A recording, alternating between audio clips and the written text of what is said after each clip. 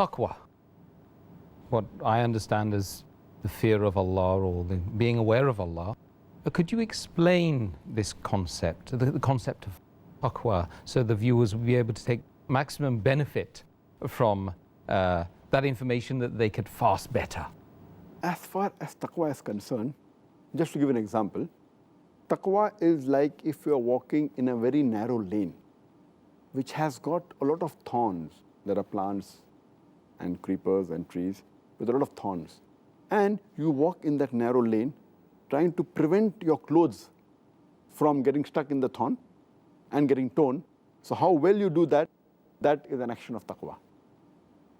Linguistically, taqwa comes from the Arabic root word waqa, which means forbearance, which means fear, which means abstinence. Islamically, it means fear of Allah. Islamically, taqwa is the state of the heart of a human being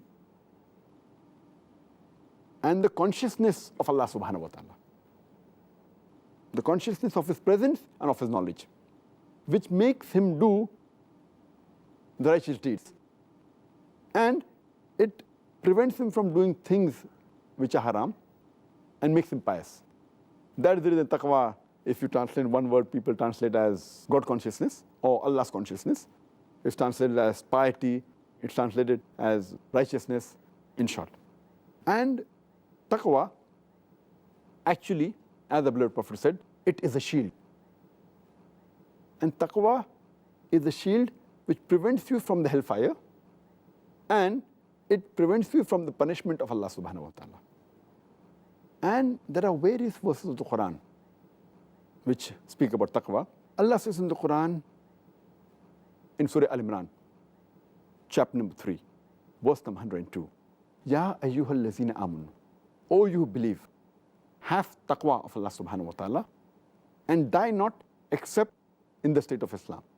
That means the believers should fear Allah subhanahu wa ta'ala and die not except in the state of Islam. And Ibn Masud, may Allah be pleased with him, while giving commentary of this verse, he says, it means that the believers have to obey Allah subhanahu wa ta'ala and should not disobey Him. They have to remember Him, they should not forget Him. They should be thankful to Him and they should not be ungrateful. And the criteria for judgment in the sight of Allah subhanahu wa ta'ala, for judging any human being, it is taqwa. And Allah says in the Quran, in Surah Hujurat, chapter number 49, verse number 13, Ya ayyuhan nasu, inna khalaqnakum min zakrin wa unsa wa ja'alnakum shu'uban wa qaba'ila lita'arafu inna akramakum indallahi atqakum inna Allaha alimun khabir. Which means, O humankind, we have created you from a single pair of male and female and have divided you into nations and tribes so that you shall recognize each other, not that you shall despise each other. And the most honored in the sight of Allah subhanahu wa ta'ala is the person who has taqwa. The criteria for judgment in the sight of Allah subhanahu wa ta'ala, it's not sex, it's not color, it's not caste, it's not money, it's not wealth, it's not age, but it is taqwa. It is God consciousness, it is piety, it is righteousness. Only way one human being can be superior to the other, it is by taqwa. And our beloved Prophet Muhammad, he used to always encourage the Sahaba, and he always gave guidance to his companions that they should increase in taqwa. And especially when they went on a military expedition, he always said that fear Allah, have taqwa.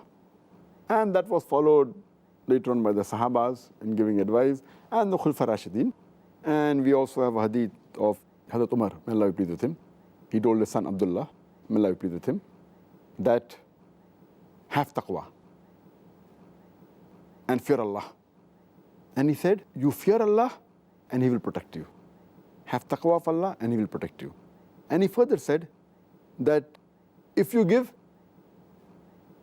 in the way of Allah, Allah will reward you. And if you thank Allah, He will increase. Here we realize that there are many verses in the Quran which Allah gives us guidance about taqwa. For example, Allah says that taqwa is the criteria for a person to acquire righteousness and Allah to accept your deeds.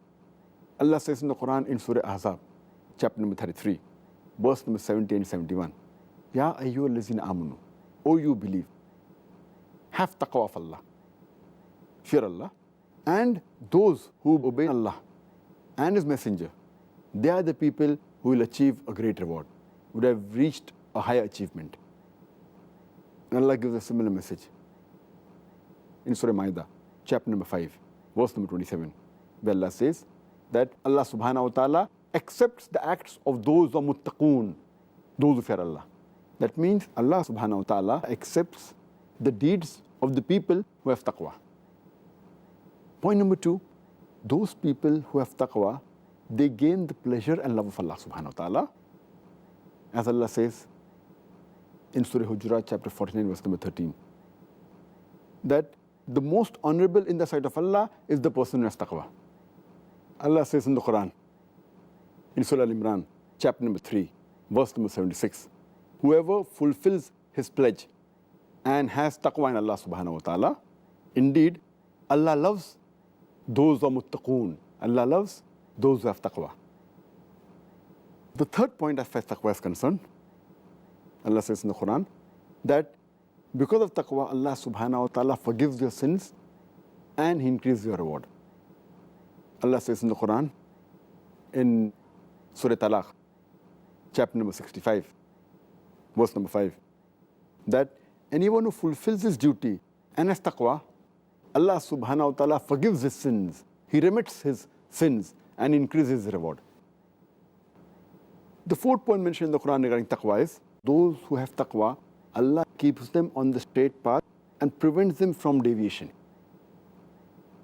Allah subhanahu wa ta'ala says in the Quran, in Surah Anfal, chapter number 8, verse number 29, Ya ayyuhallazina amanu, O you believe, have taqwa, and Allah will give you the Furqan. Furqan means the criteria to judge right from wrong. And there are various commentaries given. Some people said that Furqan here means the straight path. Some people of the commentators said that Furqan means paradise. So if you have taqwa, then you will go to paradise.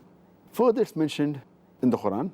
Allah says in the Quran, in Surah Hadith, chapter number 57, verse number 28, that those who have taqwa and those who believe in the Messenger, Allah subhanahu wa ta'ala gives them a light by which they are guided. So taqwa keeps you on the straight path and prevents you from deviation. How to achieve this taqwa? Allah says in the Quran, in Surah Baqarah, chapter number 2, verse number 21, Ya ayyuhan nas, O humankind, worship thy Lord who has created you and created those people who came before you so that you may learn taqwa. So if you worship your Lord who has created you and people who came before you, you will learn taqwa. Allah says in the Quran in Surah Baqarah chapter 2 verse number 83, Ya ayyuhallazina amanu, O you believe, kutiba alaykumus siyamu, fasting has been prescribed to you. Kama kutiba alal lazina min qablikum, as it was prescribed to people who came before you. Lallakum tattaqoon, so that you may learn self-restraint. The word here tattaqoon, so that you may learn taqwa. So here there are two examples given. How can you learn taqwa? One example is by worship Allah subhanahu wa ta'ala. And we know salah is the best pillar, that a Muslim is supposed to offer salah. He has to pray to Allah subhanahu wa ta'ala 5 times a day. And this keeps him on the straight path, and this increases taqwa. And the second thing, one is the daily activity, and Ramadan fasting is the annual activity. Like how a body requires overhauling once every year. Every machine requires servicing. Some require once a month, some require quarterly, some require yearly. And if you allow me to call the human being a machine, it is the most complicated machine on the earth. Don't you think it requires servicing? So Ramadan is the overhauling, is the servicing of the human body as well as soul once a year during the month of Ramadan. And this increases the taqwa. It increases your God consciousness, righteousness, piety, as we discussed in all these days. And I'd like to give an example. There was a Sahaba, when Ramadan was coming, Makkah used to be very hot.